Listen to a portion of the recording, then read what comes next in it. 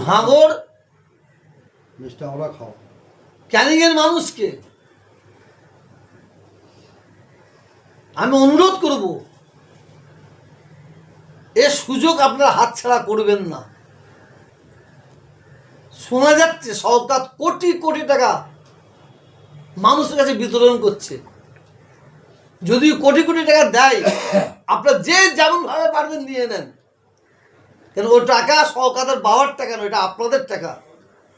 আপনাদের মেয়েরা কেটে নিয়েছিল, ভোটের সময় আপনাদের দিচ্ছে, আপনারা নিয়ে নেন। আর এই সুযোগ আপনারা হারাবেন না। ওই সরকার বেঈমান, জঙ্গি, সমাজ বিরোধী যে সরকারের দ্বারাই ভাঙর ক্যানিং এর মানুষ অত্যাচারের মধ্যে পড়ে আছে, যে সরকারের দ্বারাই ভাঙর ক্যানিং এর মানুষের মা বোনেদের বিধবা হতে হয়েছে,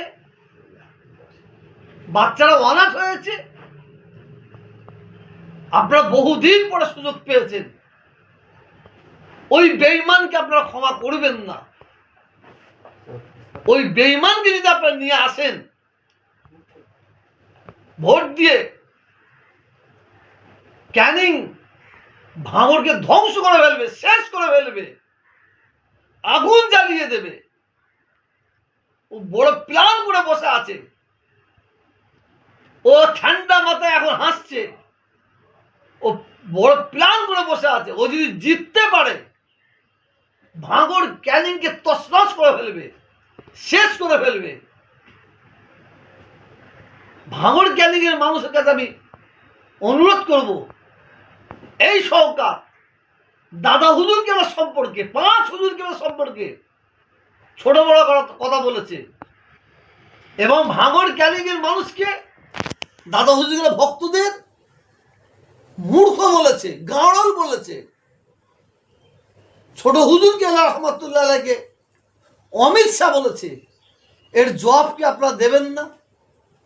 এই জবাব দেওয়ার সময় এসেছে। আমার বিশ্বাস 29 তারিখে 5 বছরের জব এমন ভাবে আপনারা দেবেন, সরকার উঠে দাঁড়াতে না পারে। এটা আপনাদের কাছে আমার দাবি রইল।